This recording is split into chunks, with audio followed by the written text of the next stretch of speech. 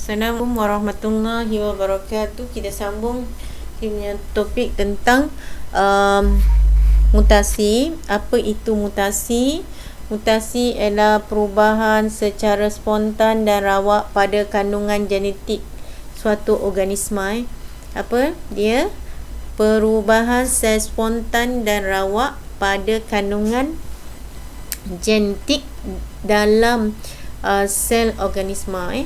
So kita boleh buat kat situ mutasi. Mutasi apa? Mutasi adalah perubahan spontan.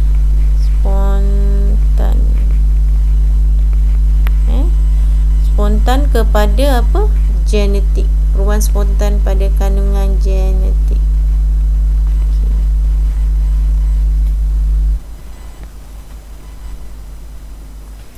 Okey, mutasi menyebabkan perubahan pada struktur kromosom dan juga struktur gen dan juga kromosom berlaku pada sel soma atau sel gamet. Jika berlaku pada sel gamet, mutasi ini boleh diwarisi dan menyebabkan kecacatan dan penyakit genetik pada anaknya.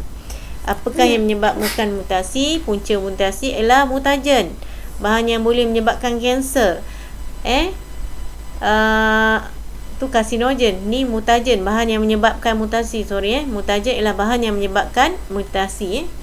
Bahan yang menyebabkan mutasi dipanggil mutagen. Sinaran radioaktif, kita ada alfa, beta, gamma. Sinar X, sinar ultraungu yang terdapat pada syarah matahari. Bahan kimia seperti pestisid, kafein, dada, formaldehyde, asid sitrus, bahan awet dan benzoalfa-pyrina pada asap rokok. Okey. Hasil mutasi dinamakan mutant. Kalau awak pernah tengok kartun Teenage Ninja Turtle tu kan. Okey. Mutasi menyebabkan penyakit genetik, kecacatan dan juga kematian. Dia boleh menyebabkan kecacatan, penyakit dan juga kematian. Terdapat dua jenis mutasi, iaitu mutasi kromosom dan juga mutasi gen. Okey, mutasi kromosom. Mutasi kromosom ialah berlaku pada perubahan struktur kromosom dan juga bilangan kromosom semasa meiosis. Perubahan pada struktur kromosom berlaku semasa proses pindah silang dan juga proses meiosis. Dalam meiosis melalui cara pelenyapan, penggandaan, penyongsangan dan translokasi. Perubahan pada struktur kromosom boleh berlaku semasa proses pindah silang, semasa proses meiosis. Sama ada melalui cara pelenyapan, penggantian, penyongsangan dan translokasi. Okey, kita tengok yang pertama, pelenyapan. Kita ada gen 1, 2, A, B, C, D. Dia terputus, maka C dengan D hilang, maka kromosomnya menjadi mutant, jadi pendek. Kromosom jadi pendek. Ini panggil kita pelenyapan kerana sebahagian kromosom hilang. Ini kehilangan beberapa gen. Okey, penggandaan. Sebab tu A, B, C, D, E, F. Tetapi dia tambah pula ni. Dia ganda jadi E, F. Ada 2 kali E, F. Okey, kromosomnya juga mutant. Penggandaan. Okey, ataupun penyongsangan. Sepatutnya A, B, C, D, E, F. Dia dah tersongsang. Dia jadi D, C, E, F. So, urutan gen dalam kromosom berubah jadi kromosom yang mutant. Ataupun translokasi. Translokasi. Okey, kita tengok asli A, B, C, D, K, L, M, N. Apa yang berlaku kat sini? Bila dia putus itu, apa yang berlaku? Yang ini pergi dekat sini. So, MN, A, B, MN, K, L, C, D. Okey. Ini menyebabkan translokasi. Dia berpindah pada kromosom yang lain. Itu contoh-contoh mutasi kromosom yang disebabkan oleh perubahan struktur kromosom. Okey, mutasi kromosom boleh menyebabkan perubahan dalam bilangan kromosom juga. Tadi struktur kromosom, sekarang bilangan kromosom. Keadaan ini berlaku apabila kromosom homolog atau kromatik seiras gagal berpisah. Sama ada kromosom homolog ataupun kromatid seiras gagal berpisah semasa meiosis. Okey. Akibatnya terdapat kehilangan atau pertambahan kromosom dalam gamit. Contohnya, sepatutnya ni berpisah. Dalam yang normal dia berpisah, tetapi ni tak berpisah. So apa berlaku? Proses dia jadi okey, kat sini. Okey. Kat sini tinggal satu je kromosom kat sini. Kat sini ada berapa? 3 kromosom. 1, 2, 3. Ini ada satu je kat sini. Okey. So hasilnya sepatutnya sini 4 kan? 4 bagi 2 sepatutnya 2 kan? Tetapi oleh kerana dia tak membagi tak sama, dia sama ada 2 campur 1. 2 campur 1 ataupun 2 tolak 1. Jadi kat sini dia jadi 3, sini jadi 1. Okey. Okey, inilah gamitnya tak sama. Sepatutnya 2. Dia dah jadi cacat dah ni. Ada gamit yang tambah 1, ada gamit yang kurang 1. Okey.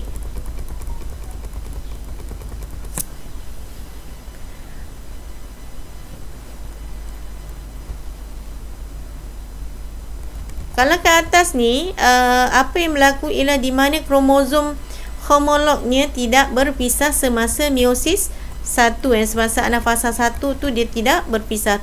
Manakala satu lagi ni pula ialah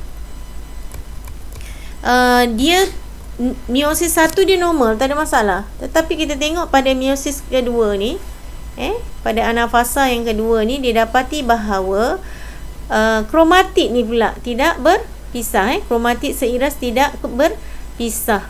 Maka dia jadi macam gini. So sini 1, sini 1, 2, 3. Jadi 3. Ni selai-selai tu. Kalau gini kita bagi je, dapat 1, 1. Maka kita dapati bahawa yang ini ada N yang campur 1, ada N yang kurang 1, ada N yang normal. Okey. Cuba bayangkan gamit-gamit ini yang terhasil ini bersenyawa. Antara gamit-gamit tu. Maka gamit yang terhasil adalah juga zigot yang terhasil juga adalah tidak normal. Mutasi kromosom akibat perubahan pada bilangan kromosom menyebabkan penyakit seperti sindrom Down, sindrom Turner dan Klinefelter. Okey, sindrom Down. Sindrom Down ni adalah terlebih pada satu kromosom pada pasangan kromosom ke-21. So kita boleh sindrom Down, D-O-W. Cikgu tulis 3 sebab dia ada 3 kromosom. Patutnya ada 2. D tu untuk 21. 21.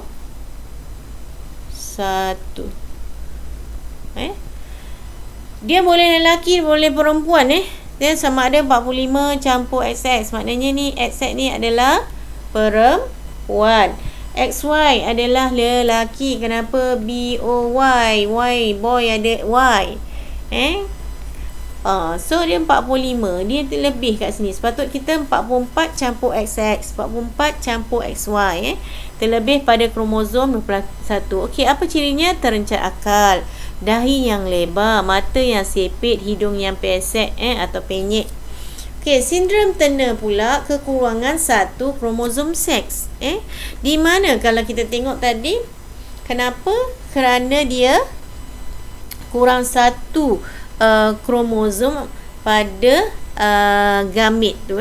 Bila senyawa dia akan dapat kurang satu. Okey, sindrom Turner mestilah perempuan sebab tak ada Y.